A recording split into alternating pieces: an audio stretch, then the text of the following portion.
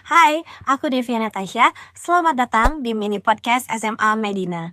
Hari ini kita kedatangan narasumber yang luar biasa sekali, Bapak Muhammad Gali SPD, yang sama-sama akan membahas tentang maraknya kasus judi online di kalangan pelajar. Nah, mau tahu gimana kelanjutannya? Yuk kita langsung sama-sama bahas aja bersama dengan Bapak Muhammad Gali. Halo, selamat siang Kak Gali. Terima kasih banyak sudah hadir di mini podcast SMA Medina pada hari ini. Gimana kabarnya Pak? Siang juga Bu Dep, alhamdulillah. Bu Dep gimana kabarnya? Alhamdulillah saya juga baik ya. Alhamdulillah. Oke. Nah Pak, jadi kan kita itu lagi banyak sekali kasus yang memang gencar sekali di Indonesia sedang dibahas ini. Salah satunya adalah judi online di kalangan pelajar. Nah, mungkin karena kita Pak sebagai guru atau tenaga pengajar, tenaga pendidikan di SMA Medina tentu, hal ini menjadi, apa ya, mungkin semacam sedikit peringatan nih Pak. Karena kita juga khawatir nanti anak-anak kita terjerumus kepada hal yang sama ya. Nah, mungkin nanti, kita bisa sama-sama mendengarkan langsung pendapat dari Pak Gali. Sebenarnya nih Pak, kenapa sih pelajar itu sekarang sangat amat tertarik atau bahkan terpikat terhadap judi online yang padahal jelas-jelas itu menjerumuskan ke hal yang negatif? Mungkin itu aja Pak pertanyaannya. Banyak Bu Dep ya, sebenarnya yang menjadi penyebab utama kenapa para pelajar pada hari ini itu terlibat ataupun bermain yang namanya judi online. Ya, cuman kalau dari yang saya lihat dan yang saya pernah saksikan langsung, salah satunya adalah pergaulan. Kenapa pergaulan? Karena mayoritas rata-rata para pemain judi online ini itu mengetahui dan bisa menggunakan situs-situs judi online itu karena diinfokan dan diajarkan oleh teman-temannya yang sudah lebih dulu bermain yang namanya judi online. Seperti itu Bu Dep. Oke, berarti bisa dipastikan ya Pak, ya kalau yang pertama itu dari segi pergaulan. Nah, makanya nih teman-teman, kita tuh memang harus bijak sekali dalam pergaulan. Kita harus lihat dulu background pergaulan kita itu apakah baik atau tidak gitu. Kalau misalkan memang membawa ke hal yang negatif, tentu kita harus keluar dari lingkungan itu. Karena khawatir ya Pak Gali ya bisa menjerumuskan kita. Oke, selanjutnya kita ini kan sebagai guru Pak Gali sehari-hari berinteraksi dengan anak-anak. Terus juga kita sebagai tenaga pendidik yang tentunya memang harus mendidik mereka secara karakternya, secara akademiknya. Nah, berhubungan dengan kasus ini, solusi apa nih Pak Galih yang bisa dilakukan oleh seorang guru agar kita itu bisa mencegah atau menangani kasus tersebut supaya murid-murid kita ini tidak terjerumus ke dalam kasus itu? Ya, eh betul Bu Dep, sebagai guru memang kita harus harus bisa memberikan edukasi yang lebih mengenai bahayanya penggunaan situs judi online ya, baik itu berupa aplikasinya langsung ataupun dalam bentuk website.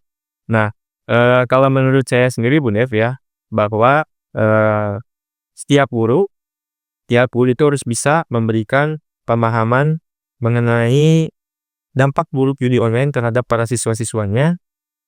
Tidak perlu melihat latar belakang guru ini ngajar apa, mata pelajaran apa, tidak ada hubungannya dengan mata pelajaran yang berkaitan dengan masalah atau isu-isu sosial, tapi saya rasa semua guru itu memiliki tanggung jawab yang penuh, memiliki kesadaran untuk memberikan pemahaman bahwa judi online itu adalah salah satu penyakit sosial dan jangan sampai para pelajar-pelajar di Indonesia ataupun pelajar di SMA Medina supaya pelajar-pelajar kita itu terhindar dan selamat ataupun aman dari yang namanya jeratan judi online Bu Dep.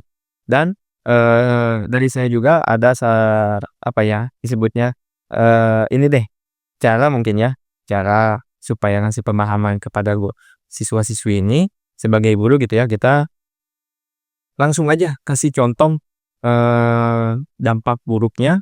Kan banyak tuh di media-media orang-orang yang terjerat judi online pada akhirnya bernasib seperti apa. Nah, kita harus bisa memberikan contoh langsungnya seperti apa, bahayanya seperti apa agar siswa-siswi kita bisa langsung mengetahui, oh ternyata judi online itu bahaya sekali. Seperti itu. Oke, itu tadi sudah terjawab. Untuk kita, para guru atau tenaga pendidik, solusi yang terbaiknya itu adalah memberikan edukasi seluas-luasnya betapa bahayanya, betapa mengerikannya judi online itu. Jadi yang mungkin awalnya terlihat menarik, tapi itu justru bisa membahayakan kehidupan kita, khususnya bagi pelajar yang belum masuk ke dunia kerja tapi nanti sudah terlilit hutang akibat judi online. Nah itu dan semoga solusi tadi bisa memberikan edukasi juga terhadap para guru di luar sana. Oke, terakhir Pak Gali, dari kasus ini apa pesan-pesan Pak Gali untuk seluruh siswa-siswi di luar sana, terkhusus siswa-siswi SMA Medina? Oke, terima kasih. Oke, terima kasih Bu Dep.